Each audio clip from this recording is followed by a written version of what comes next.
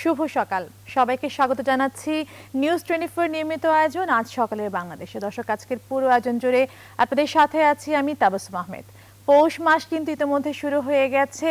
ভোরবেলা যে শিশির কণার উপরে সূর্যের যে সুন্দর একটি প্রবাহ সৃষ্টি হয় কিংবা একটি সুন্দর যে একটি আলোকবর্ণ সৃষ্টি হয়, সেই আমেজ যেন আপনাদের জীবনে নেমে আসুক খুব শীঘ্রই, সেই শুভকামনায় শুরু করছি আমাদের আজকের আয়োজন। আজকের আয়োজনের প্রথমে আমরা দেখে আসবো ইতিহাসের আজকের দিনে বিশেষ কি ঘটেছিল। আজ রবিবার ২৬ ডিসেম্বর ২০২১, ১১ পৌষ ১৪২৮, ২১ জমাদিউল আউয়াল ১৪৪৩ হিজরি।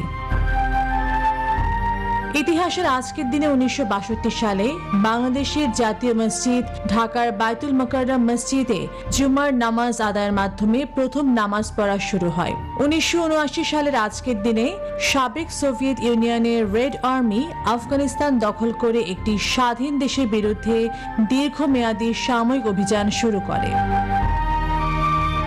আজকের দিন ১৯৮৪ সালে চীনের প্রথম দক্ষিণ মেরু পরিদর্শন দল দক্ষিণ মেরুতে পৌঁছায়। চীনের পশ্চিমাঞ্চলের সবচেয়ে বড় জলবিদ্যুৎ কেন্দ্র অ্যাটন জলবিদ্যুৎ কেন্দ্রের নির্মাণ কাজ সম্পন্ন হয় আজকের দিনে ১৯৯৯ সালে।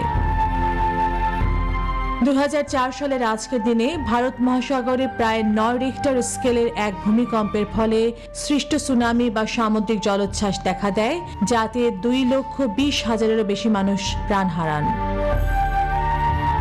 ১৮৯৩ সালের আজকের দিনে কমিউনিস্ট চীনের নেতা ও প্রতিষ্ঠাতা মাও সেতুং জন্মগ্রহণ করেন। আজকের দিনে ১৯৩৮ সালে চলচ্চিত্র নির্মাতা আলমগীর কবির জন্মগ্রহণ করেন। ইতিহাসের আজকের দিনে ১৯৭২ সালে মার্কিন যুক্তরাষ্ট্রের ৩৩তম রাষ্ট্রপতি হ্যারি এস ট্রুম্যান মৃত্যুবরণ করেন। ১৯৮৭ সালের আজকের দিনে কথাসাহিত্যিক মনোজ বসু মৃত্যুবরণ করেন।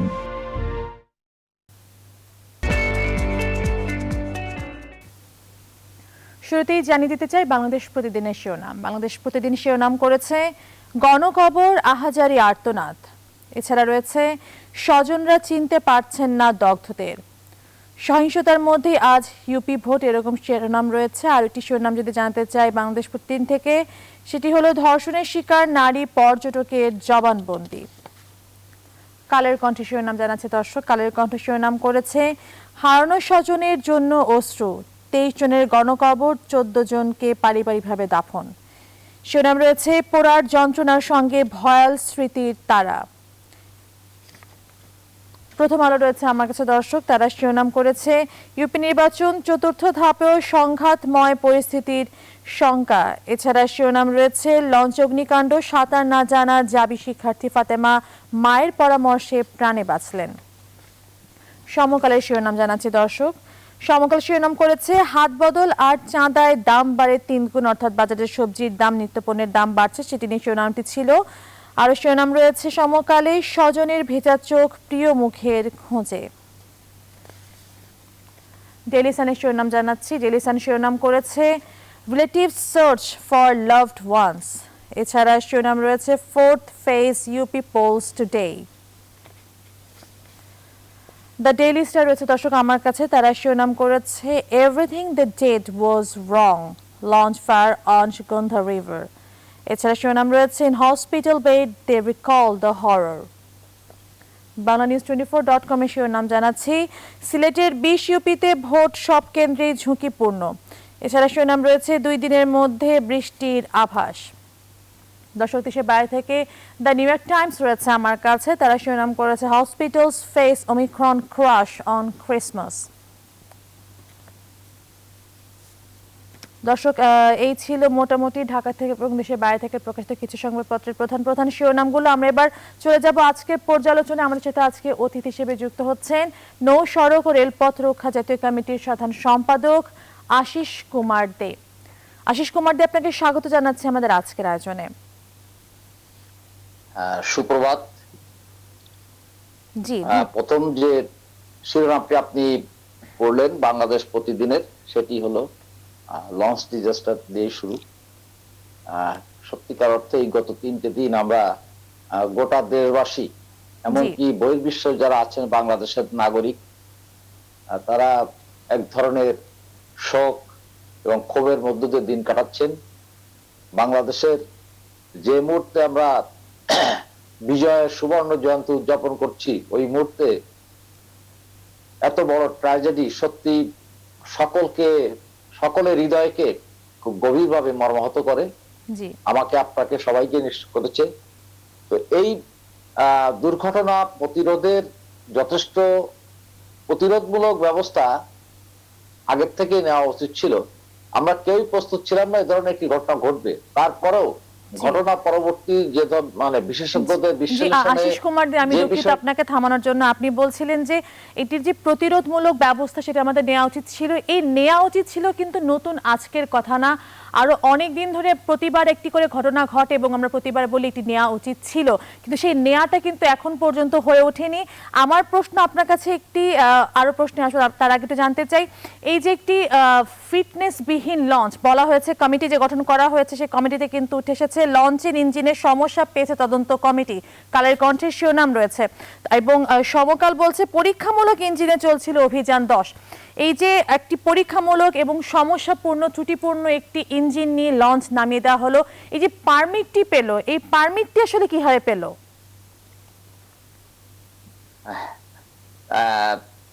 যে কোনো নৌযানের অ্যানুয়াল ফিটনেস পরীক্ষা করে নৌ পরিবহন অধিদপ্তর। নৌ পরিবহন অধিদপ্তরের এক একজন শিপ সার্ভেয়ার একটি অফিসে বসেন এবং ওই অফিসের অধীনে শত শত নৌযানের ফিটনেস পরীক্ষা করা হয়।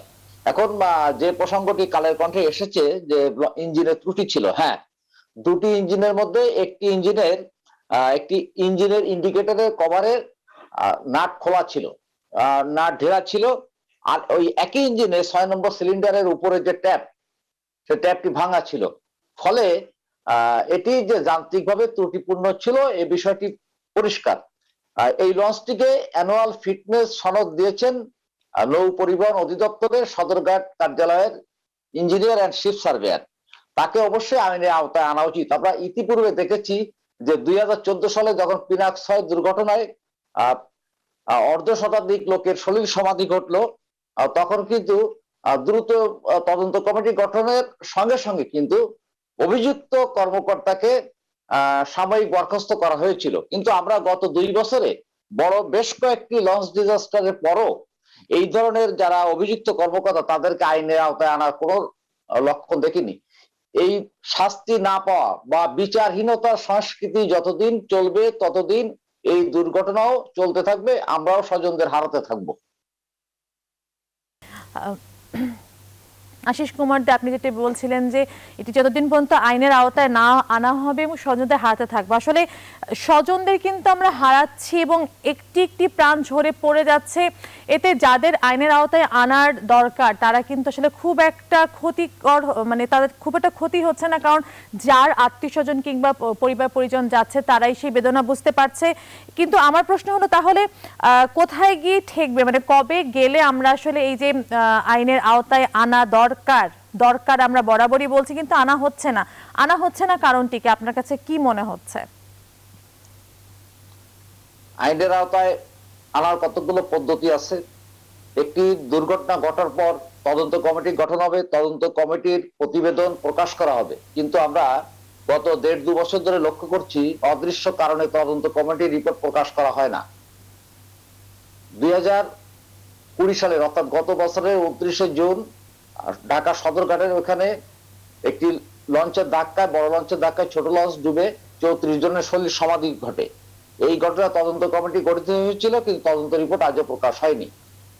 এরপরে আপনার একই বছরের চলতি বছরের 4 এপ্রিল আরেকটি ঘটনা ঘটেছিল। এবারে আপনার এর মধ্যবর্তী সময়ে নারায়ণগঞ্জে শীতলক্ষ্যা নদীতে একটি কার্গো জাহাজের ধাক্কায় একটি যাত্রীবাহী লঞ্চ ডুবে গিয়েছিল। লঞ্চটির নাম সাবিত আল হাসান। সেখানেও 34 জনের মৃতদেহ উদ্ধার করা হয়েছিল। সংশ্লিষ্ট থানায় বিআইডব্লিউটির পক্ষ থেকে হত্যা মামলা দায়ের করা হয়েছিল, যে পরিকল্পিত হত্যা বা দায়িত্বহীনতার কারণে হত্যা। কিন্তু কোন ঘটনারই যে তদন্ত প্রতিবেদন নৌ পরিবহন মন্ত্রণালয় যে তদন্ত কমিটি গঠন করেছিলেন সেই তদন্ত প্রতিবেদন আলোর মুখ দেখেনি। ফলে যে কারা আদৌ দায়ী কিংবা দায়ী না, তদন্ত রিপোর্ট আদৌ গ্রহণযোগ্য কিনা বা পক্ষপাত দুষ্ট, আমি আপনি কেউই জানি না। গণমাধ্যমের কাছেও সে তদন্ত রিপোর্ট সরবরাহ করা হয়নি। তো এই যে এই প্রক্রিয়াটা মনে করি অস্বচ্ছ। যতক্ষণ পর্যন্ত দোষীদের মুখোশ উন্মোচিত না করা হবে ততক্ষণ পর্যন্ত দোষীদের শাস্তির আওতায় আনা সম্ভব না। আমার মনে হয় এখানে আহ সরকারি কর্মকর্তাদের, যারা এই সমস্ত যাত্রীবাহী বা পণ্যবাহী নৌযানের ফিটনেস পরীক্ষা বা রেজিস্ট্রেশন দেওয়ার সঙ্গে যুক্ত, তাদেরকে রক্ষা করার জন্য হয়তো তাদেরও উপরের কর্মকর্তারা এই তদন্ত রিপোর্ট হাইড করে রাখেন বলে আমার ধারণা। আর তদন্ত রিপোর্ট লুকায়িত থাকার কারণে বিচারের প্রসঙ্গই ওঠে না। তাহলে তাহলে আশিস কুমার দে, এই যে বিচারের প্রসঙ্গ উঠে না আপনি বললেন, তাহলে এই দায়ভারটা আসলে কারা নিবে? কারণ হতাহত কিন্তু হয়েই যাচ্ছে, সেটা আমরা নদীতে বলি কিংবা সড়ক পথে বলি, একই কিন্তু অবস্থা। দুর্ঘটনা কিন্তু কমছে না, দিন দিন বেড়ে চলছে। আমি যদি একটু আপনার সাথে বলতে চাই যে সেভ দ্য রোড নামে একটি স্বেচ্ছাসেবী সংগঠন, যাদের বরাতে জানানো হয়েছে যে প্রতিদিন গড়ে দুর্ঘটনায় সড়কে 15 জন মানুষ নিহত হন। একই সঙ্গে তারা বলছে যে চলতি বছর বাংলাদেশে সড়ক দুর্ঘটনায় 5370 জন নিহত হয়েছেন, আহত হয়েছেন 70,222 জন। অর্থাৎ যারা মারা গেছেন তারা তো মারা গেছেন, এবং আহত যারা হয়েছেন তাদের কিন্তু জীবনে একটি বড় দুর্বিষহ অবস্থা নেমে আসে। কারণ হয়তো কেউ পা হারাচ্ছেন, কেউ হাত হারাচ্ছেন, কেউ পঙ্গুত্ব পাচ্ছেন, যাতে তাদের জীবন জীবিকায় কিন্তু বিশাল একটা প্রভাব পড়ে। তো সেই ক্ষেত্রে এই যে এত বড় ক্ষতিটা হয়ে যাচ্ছে, সেই ক্ষেত্রে আসলে দায়টা তারা কি দায়টাও নিবে না, যারা সংশ্লিষ্ট আছেন কিংবা দায়িত্বরত আছেন? যারা সংশ্লিষ্ট দায়িত্বপ্রাপ্ত যারা আছেন অবশ্যই দায় তাদেরকে নিতে হবে। আপনি সেভ দ্য রোডের যে রেফারেন্স দিলেন এখানে, হ্যাঁ, এই সংগঠনটি বাংলাদেশের দুর্ঘটনা ঝুঁকিমুক্ত সড়ক ব্যবস্থা প্রতিষ্ঠার জন্য দীর্ঘদিন ধরে কাজ করছেন। তারা যথার্থই বলেছেন যে শুধু প্রাণ হারাচ্ছে তা না, দুর্ঘটনায় আহত হয়ে যারা বেঁচে আছে তাদের একটি বড় অংশ চিরতরে পঙ্গুত্ব বরণ করছেন। অথচ তারাই ছিলেন হয়তো সংসারের আয়ক্ষম ব্যক্তি, এখন হয়ে গেছেন তারা ওই অসহায় পরিবারটির বোঝা। এই যে সড়ক দুর্ঘটনা বলি আমরা, নৌ দুর্ঘটনা বলি বা রেল দুর্ঘটনা বলি, তুলনামূলক রেল দুর্ঘটনা কম আমাদের দেশে, সড়ক দুর্ঘটনা অসহনীয় মাত্রায় পৌঁছে গেছে, এবং নৌ দুর্ঘটনা অসহনীয় মাত্রায় পৌঁছেছে বলবো না, তবে সহনীয় মাত্রাও নেই। গত পরশুদিনের ঘটনায় প্রমাণ করে যে আমাদের নৌপথ গত মাননীয় প্রধানমন্ত্রীর আন্তরিকতা প্রচেষ্টা সত্ত্বেও গত 13 বছরে আমাদের নৌপথ আমরা জনবান্ধব করতে পারিনি। এই এখন পরিস্থিতি এমনই দাঁড়িয়েছে যে এক একটি ঘটনার পর, বিশেষ করে সড়কে এক একটি ঘটনার পর স্কুল কলেজের কোমলমতি শিক্ষার্থীরাও রাস্তায় নামছে। সাধারণ জনগণ তো নামেই মাঝে মধ্যে নেমে থাকেন, কিন্তু রাস্তায় নামার পর সরকারের বা সংশ্লিষ্ট কর্তৃপক্ষের টনক নড়ে। এখন যেমন বিআরটি এর অভিযান পরিচালিত হচ্ছে, হয়তো 2-4 দিন পরে দেখবো অভিযান থেমে গেছে। একইভাবে যেমন গতকাল নৌ পরিবহন অধিদপ্তরের মহাপরিচালক, নৌ পরিবহন অধিদপ্তর হচ্ছে নৌ পরিবহন সেক্টরের নিয়ন্ত্রক সংস্থা, রেগুলেটরি বডি, তিনি বলেছেন তিনি সর্বোচ্চ চেষ্টা করবেন, এবং তিনি অনেকটা আশ্বাসও দিয়ে বলেছেন যে এতগুলো লোকের প্রাণহানি, আমিও তো এই দেশের নাগরিক, আমারও তো স্বজন মারা যেতে পারতো। এই এমবি অভিযান 10 ডিজাস্টারের প্রেক্ষিতে যারা দায়ী তাদেরকে শাস্তির আওতায় আনার উনি সর্বোচ্চ চেষ্টা করবেন। আমরা মহাপরিচালকের সেই কথা আশান্বিত হতে চাই, তবে আমাদের সেটি দৃশ্যমান হতে হবে। শাস্তি হবে, হচ্ছে না হবে, আইনের আওতায় আনা হবে, এই ভবিষ্যৎবাচক শব্দগুলো আমাদের কাছে অনেকটা একঘেয়েমি হয়ে গেছে। এই সমস্ত দুর্ঘটনা সহনীয় মাত্রায় নামিয়ে আনা, দুর্ঘটনার জন্য দায়ীদের আইনের আওতায় আনা এবং তাদের শাস্তি নিশ্চিত করার ক্ষেত্রে আমার মনে হয়, ব্যক্তিগত আমার অভিমত, একটি জাতীয় জাগরণ সৃষ্টি করা উচিত, সামাজিক আন্দোলনকে আরো জোরদার করা উচিত। শুধুমাত্র সরকারি কর্মকর্তাদের মুখের উপর তাকিয়ে থেকে কিংবা প্রচলিত আইনের দিকে দৃষ্টি দিয়ে বসে থাকলে এর সমাধান হবে না। আর স্বজন হারাদেরও এগিয়ে আসতে হবে, কারণ যিনি স্বজন হারান তিনি বোঝেন এর বেদনা কত কত গভীরে। তাই আর গণমাধ্যম তো সবসময় একটি পজিটিভ রোল প্লে করে আসছে গত 1 দশক যাবৎ, বিশেষ করে সড়ক দুর্ঘটনার বিরুদ্ধে একটি গুরুত্বপূর্ণ ভূমিকা পালন করে আসছে। আশা করি গণমাধ্যমগুলো আরো দায়িত্বশীল ভূমিকা পালন করবেন, যাতে করে সাধারণ জনগণের মাঝে দুর্ঘটনা বিরোধী একটি সচেতনতা তৈরি হয় এবং তারা যে কোনো ধরনের পরিস্থিতি মোকাবেলার জন্য, বিশেষ করে দুর্ঘটনার বিরুদ্ধে, অকাল প্রাণহানির বিরুদ্ধে তারা উদ্যোগী হতে পারেন। এবং দেশের যারা বিশিষ্ট নাগরিক আছেন, আমরা যাদেরকে সুশীল সমাজ বলি, তাদেরকেও এই ক্ষেত্রে ভূমিকা রাখতে হবে। শুধুমাত্র আইন দিয়ে বা নতুন নতুন আইন করে অথবা আইন প্রয়োগকারী সংস্থা কিংবা সংশ্লিষ্ট কর্তৃপক্ষ, সড়কে হোক, নৌখাতে হোক, রেল খাতে হোক, সংশ্লিষ্ট সরকারি কর্তৃপক্ষগুলোকে সজাগ হলে হবে না, তাদেরকে দায়িত্বশীল ভূমিকা পালন করতে হবে। একই সঙ্গে এই সমস্ত সংস্থাকে অবশ্যই গতিশীল, স্বচ্ছ এবং দায়বদ্ধ হতে হবে। জি, অবশ্যই আপনার সাথে আমরাও একই আশাবাদী যে শুধু আবেগী কথায় কিংবা বিচার হবে, ভবিষ্যৎবাণীতে থেমে থাকবে না, আসলেও এটি বিচার হবে, কারণ অত্যন্ত মর্মান্তিক একটি ঘটনা ঘটে যাচ্ছে প্রতিনিয়ত। আমরা আপনার সাথে একই আশাবাদী।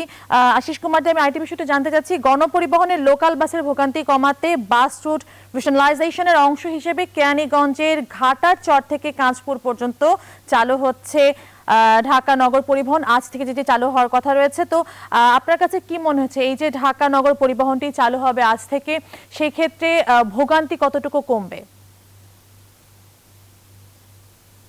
আমরা যে কোনো কাজ যখন হাতে নেওয়া হয়, যে কোনো প্রকল্প যখন হাতে নেওয়া হয়, আমরা আশাবাদী থাকি এর একটি ইতিবাচক ফলাফল আসবে। তো আমরা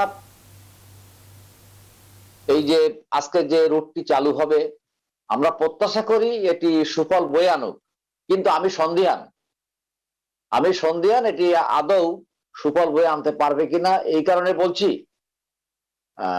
আমাদের সড়ক পরিবহন ব্যবস্থা এখনো অনেক ক্ষেত্রে অগোছালো। একটি রুটকে পরিচ্ছন্ন করার চেষ্টা করা হলেও সেটি আদৌ কতটা হবে, আমাদের অপেক্ষা করতে হবে। এই রুট চলাচল শুরু হলে কতদিন পর জনপ্রিয় হয় এবং কতদিন পর এর সুফল আমরা পাবো সেটা দেখতে হবে। এর আগে অগ্রিম মন্তব্য করা যাবে না। তবে আমরা আশাবাদী যে আমরা আশা করি যে সুফল সাধারণ মানুষ বা যাত্রীরা পাক, কিন্তু না পাওয়া পর্যন্ত এই ব্যাপারে নিশ্চিত হয়ে বলা যাবে না যে এই রুটটি আদৌ জনকল্যাণমূলক হচ্ছে বা আমাদের এই সড়ক পরিবহন খাতের যে অব্যবস্থাপনা দূরীকরণে বা যে সংকট দূরীকরণে কিছুটা ভূমিকা রাখছে। তবে আমরা আশা করি এটি সুফল বয়ে আনুক। আশিস কুমার দে, আপনার সাথে আমরাও আশাবাদী যে ঢাকা নগর পরিবহন যেটি আজ থেকে চালু হচ্ছে, সেটি যে উদ্দেশ্যে চালু করা হচ্ছে সেই উদ্দেশ্য যেন সফল হয়, আপনার সাথে আমরা সেই বিষয়ে আমরাও আশাবাদী। আপনাকে অসংখ্য ধন্যবাদ আমাদের আজকের আয়োজনে যুক্ত হওয়ার জন্য। আপনাকে ধন্যবাদ। জি দর্শক, আমাদের আজকের অতিথি হিসেবে যুক্ত হয়েছিলেন পর্যালোচনায় নৌ সড়ক ও রেলপথ রক্ষা জাতীয় কমিটির সাধারণ সম্পাদক আশিস কুমার দে। আমরা এ পর্যায়ে চলে যাব আজকের আবহাওয়া পূর্বাভাসে। আবহাওয়া অধিদপ্তরের পূর্বাভাসে বলা হয়েছে, আগামী 24 ঘন্টায় অস্থায়ীভাবে আংশিক মেঘলা সহ সারা দেশের আবহাওয়া শুষ্ক থাকতে পারে। মধ্যরাত থেকে সকাল পর্যন্ত দেশের নদী অববাহিকা ও তৎসংলগ্ন এলাকায় মাঝারি থেকে ঘন কুয়াশা এবং দেশের অন্যত্র কোথাও কোথাও হালকা থেকে মাঝারি ধরনের কুয়াশা পড়তে পারে। এ সময় সারা দেশে রাত ও দিনের তাপমাত্রা প্রায় অপরিবর্তিত থাকতে পারে।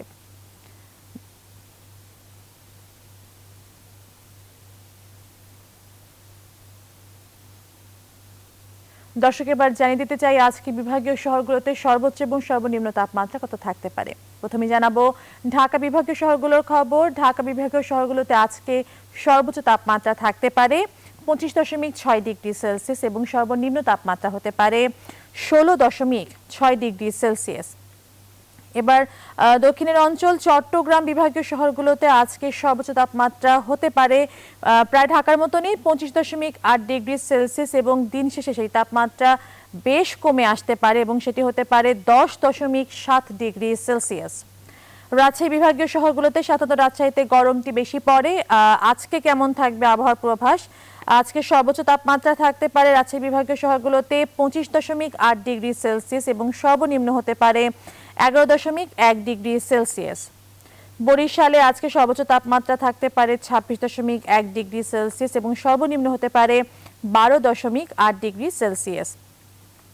দক্ষিণের অঞ্চল খুলনা বিভাগীয় শহরগুলোতে আজকে সর্বোচ্চ তাপমাত্রা হতে পারে 26.1 ডিগ্রি সেলসিয়াস এবং দিন শেষে সেই তাপমাত্রা নেমে আসতে পারে 12.9 ডিগ্রি সেলসিয়াসে।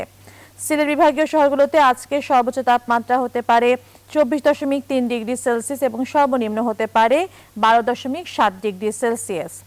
রংপুর উত্তরের অঞ্চল রংপুর বিভাগীয় শহরগুলোতে আজকে সর্বোচ্চ তাপমাত্রা হতে পারে 23.8 ডিগ্রি সেলসিয়াস এবং সর্বনিম্ন তাপমাত্রা হতে পারে 9.4 ডিগ্রি সেলসিয়াস। সর্বশেষ ময়মনসিংহ বিভাগীয় শহরগুলোর খবর জানাবো। ময়মনসিংহ বিভাগীয় শহরগুলোতে আজকে সর্বোচ্চ তাপমাত্রা হতে পারে 24.7 ডিগ্রি সেলসিয়াস এবং সর্বনিম্ন হতে পারে 10.8 ডিগ্রি সেলসিয়াস। দর্শক, দেখাই যাচ্ছে যে সর্বনিম্ন তাপমাত্রা যে হারে নেমে আসছে, অর্থাৎ শীত কিন্তু বেশ ভালোভাবেই পড়ে গেছে। বিশেষ করে চট্টগ্রাম এবং রংপুরে দেখা যাচ্ছে সর্বনিম্ন তাপমাত্রা বেশ কম।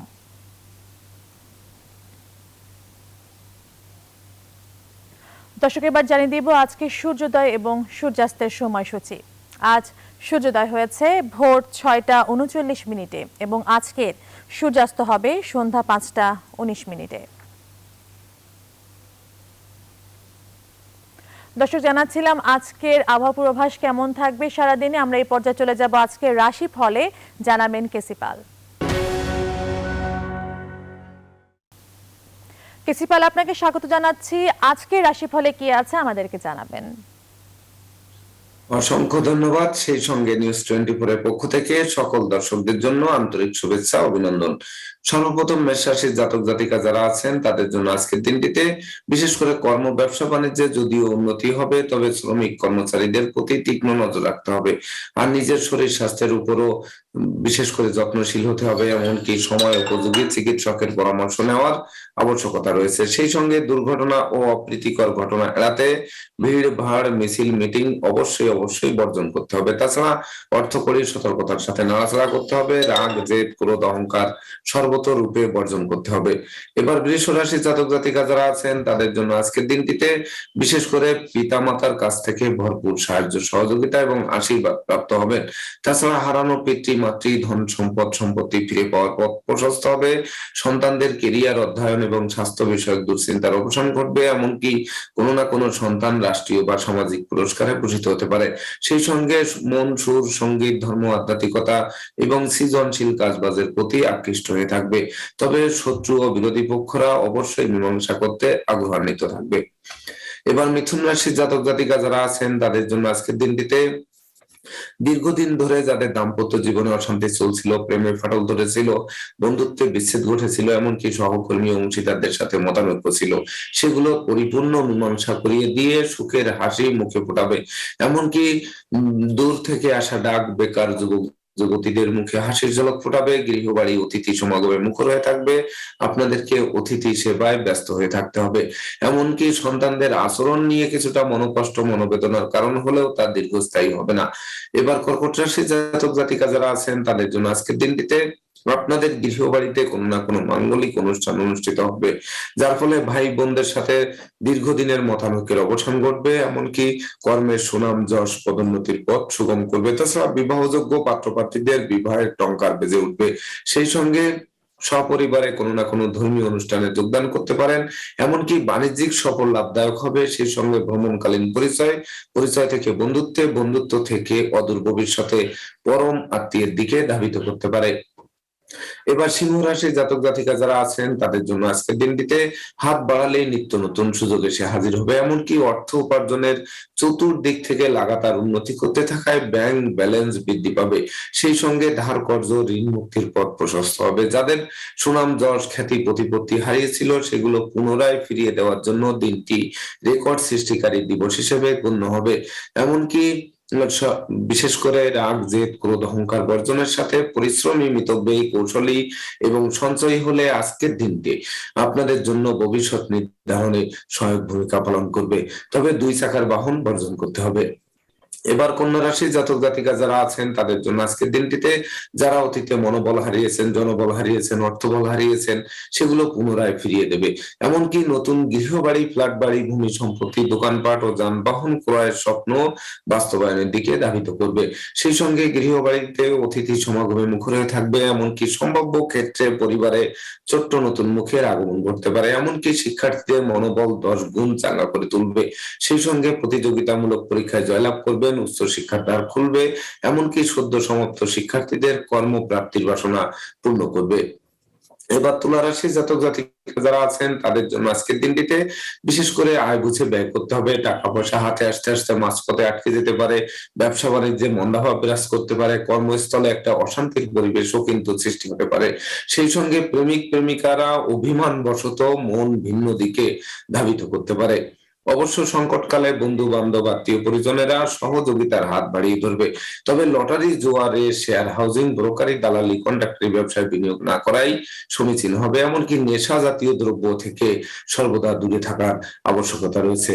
এবার বৃশ্চিক রাশির জাতক জাতিকা যারা আছেন তাদের জন্য আজকের দিনটিতে দীর্ঘদিনের আটকে থাকা কাজ কোনো প্রভাবশালী ব্যক্তির সহযোগিতায় সচল হবে। এমনকি সুনাম, যশ, খ্যাতি, প্রতিপত্তি আপনাদের হাতের মুঠোয় আসবে। সেই সঙ্গে স্নেহ, মায়া, মমত্ব কিন্তু বৃদ্ধি পাবে। অবশ্য অধিক মমত্ব দেখাতে গিয়ে নিজেরাই কিন্তু শত্রুতার জন্ম দিতে পারেন। তথাপিও নিঃসন্তান দম্পতিদের কোল আলোকিত করে তুলতে পারে। এমনকি সম্পত্তি সংক্রান্ত দীর্ঘদিনের ঝামেলার অবসান ঘটবে। মামলা, মোকদ্দমা, কোর্ট কেস ও সালিশ বিচারের রায় আপনাদের পক্ষে আসবে, যার ফলে সম্ভাব্য ক্ষেত্রে দীর্ঘদিনের কারাবাস থেকে মুক্তির পথও কিন্তু খুলে দিতে পারে। এবার ধনু রাশির জাতক জাতিকা যারা আছেন তাদের জন্য আজকের দিনটিতে বেকার যুবক যুবতীরা কর্ম পাবে। যারা কর্ম হারিয়েছেন সেই কর্ম ফিরে পাবেন। এমনকি কর্মের সাসপেনশন উইথড্র হতে পারে। সেই সঙ্গে নিত্য নতুন ব্যবসা বাণিজ্যের পরিকল্পনা বাস্তবায়িত হবে। তাছাড়া অচল ব্যবসা সচল হয়ে উঠবে। এমনকি কর্ম, ব্যবসা বাণিজ্য, ব্যাপক দেশের দেশ বিদেশ ভ্রমণ যেন নতুন মাত্রা যুক্ত হবে। তাছাড়া শত্রু ও বিরোধী পক্ষের পাতা ফাঁদে তারা নিজেরাই ঘায়েল হবে। শিক্ষার্থীদের মন আনন্দে নাচবে। সন্তান সন্ততিরাও সাফল্য পাবে। এবার মকর রাশির জাতক জাতিকা যারা আছেন তাদের জন্য আজকের দিনটিতে বিশেষ করে দুর্যোগের কালো মেঘ সরে যাবে এবং সুদিনের সূর্য ফোকাস মারবে। সেই সঙ্গে ভাগ্য লক্ষ্মী আপনাদের গৃহে প্রবেশ করে লক্ষ্মীর ভান্ডারকে পূর্ণ করে দেবে। এমনকি দীর্ঘদিনের প্ল্যান, প্রোগ্রাম আর স্বপ্নসাৎ বাস্তবায়িত হওয়ায় রাজার মতো দিনটি অতিবাহিত করবেন। সেই সঙ্গে প্রেম, রোমান্স, বিনোদন, ভ্রমণ, বিনিয়োগ, বন্ধুত্ব সুফল প্রদান করবে। এমনকি আজকের দিনে একটি বৃক্ষ রোপণ করলেও সেই বৃক্ষটি অদূর ভবিষ্যতে ফুল দেবে, ফল দেবে। সেই সঙ্গে সংকটকালে আপনাদেরকে ছায়া দিয়ে বাঁচাবে। এবার কুম্ভ রাশির জাতক জাতিকা যারা আছেন তাদের জন্য আজকের দিনটিতে বিশেষ করে না বুঝে চুক্তি সম্পাদন, বিনিয়োগ, চেক স্টাম্পের স্বাক্ষর থেকে বিরত থাকতে হবে। দিনটি খুব একটি শুভ ফল দেবে না, তাই একটু লম্বা দূরত্বের সফরে নিজে ড্রাইভ করা থেকেও বিরত থাকুন। তাছাড়া অপরিচিত কাউকে আশ্রয় দেওয়া এবং আশ্রয় নেওয়া নির্বুদ্ধিতার পরিচয় বহন করবে। এমনকি নেতৃত্ব, প্রভুত্ব, কর্তৃত্ব, শ্রেষ্ঠত্ব হুমকির মুখে পড়তে পারে। অনুচিত অবৈধ কাজবাজ ফাঁস হয়ে পড়ায় মান মর্যাদা ধুলায় মিশিয়ে দিতে পারে। সেই সঙ্গে রাগ, জেদ, ক্রোধ, অহংকার বাড়িয়ে দিতে পারে। এগুলো দমন করে তারপর ডাইনে বামে সামনে পিছিয়ে নজর রেখে দিনটি অতিবাহিত করতে পারলে অশুভত্বের হার কিছুটা হলেও কমাতে সক্ষম হবেন। এবার সর্বশেষ রাশি মীন রাশি জাতক জাতিকা যারা আছেন তাদের জন্য আজকের দিনটিতে বিবাহযোগ্য পাত্রপাত্রীরা বিবাহের পূর্ব প্রস্তুতি নিন। অচিরেই আপনাদের বিবাহ কার্য সুসম্পন্ন হবে। এমনকি এই বিবাহের পর আপনাদের ভাগ্যোন্নতির পথ খুলে দেবে। সেই সঙ্গে নিঃসন্তান দম্পতিরা কোনো না কোনো শুভ সংবাদ প্রাপ্ত হবেন। তাছাড়া যাদের জীবন সাথী এবং জীবন সঙ্গীরা দীর্ঘদিন কর্মপ্রাপ্তির আশায় ঘুরপাক খাচ্ছেন তাদের কর্মপ্রাপ্তির বাসনা পূর্ণ করবে। সেই সঙ্গে যাদের ভাই বোনেরা দীর্ঘদিন অসুস্থতায় ভুগছিলেন তাদের রোগ মুক্তির পথ প্রশস্ত হবে। গোটা পরিবারে একটা প্রীতির বন্ধন রচিত হবে। গৃহবাড়িতে নতুন আসবাবপত্র, বস্ত্রালঙ্কার, এমনকি ইলেকট্রনিক সামগ্রীর পসরা সাজবে। তবে শিক্ষার্থীদের কঠোর শ্রমের মাধ্যমে ফসল ঘরে তুলতে হবে। মনে রাখবেন, শিক্ষার্থীদের মন ফেসবুক, ইউটিউব, প্রেম প্রসঙ্গ বা অনুচিত অবৈধ কাজবাজের প্রতি ধাবিত হওয়ায় লেখাপড়া স্তব্ধ হয়ে যাওয়ার উপক্রম তৈরি হতে পারে। এতদূর সত্ত্বেও আপনারা আপনাদের প্রচেষ্টার বলে সকল প্রতিকূলতা কাটিয়ে দুর্বার গতিতে এগিয়ে চলবেন। রাশিফল সংক্রান্ত তথ্য এ পর্যন্তই। কেসিপাল, আপনাকে অসংখ্য ধন্যবাদ। দর্শক, আজকে রাশিফল জানাচ্ছিলেন কেসিপাল। আজ সকালে বাংলাদেশ এখানে শেষ করব। আগামীকাল দেখা হবে ঠিক একই সময়। সেই পর্যন্ত ভালো থাকুন, সুস্থ থাকুন এবং অবশ্যই নিউজ 24 এর সাথেই থাকুন।